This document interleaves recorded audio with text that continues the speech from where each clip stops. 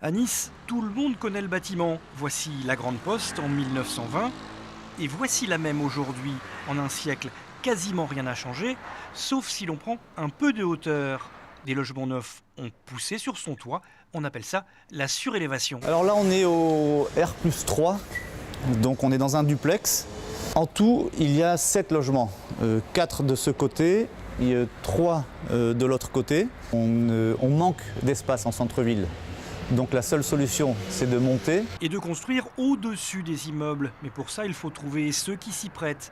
Arrivé à Nice il y a un an, Julien en a déjà recensé 70 potentiellement surélevables, dont celui-ci à l'angle. Ce sera son premier projet finalisé.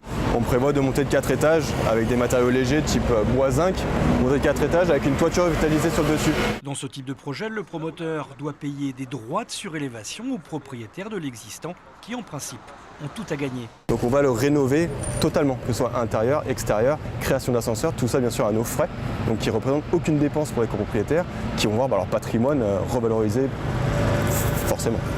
À Nice, les projets arrivent doucement. À Lyon, ils sont déjà très nombreux. Celui-ci, par exemple, a été surélevé. Quai Claude Bernard, celui-là gagnera bientôt 2 niveaux. Dans un marché du logement tendu, la surélévation permet de pallier le manque de terrain disponible. On a besoin de logements, on est en crise de logement perpétuelle dans nos grandes villes, et plutôt donc de voir nos périphéries vertes construites et devenir de plus en plus urbaines. L'idée, c'était de densifier autour des zones d'activité, à savoir dans les centres-villes. Or, dans les centres-villes, on n'a plus de foncier, donc il fallait construire sur l'existant.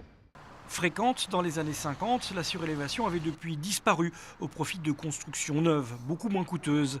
La crise du foncier l'a remise au goût du jour. À Paris, on estime que 11 000 petits immeubles seraient potentiellement surélevables.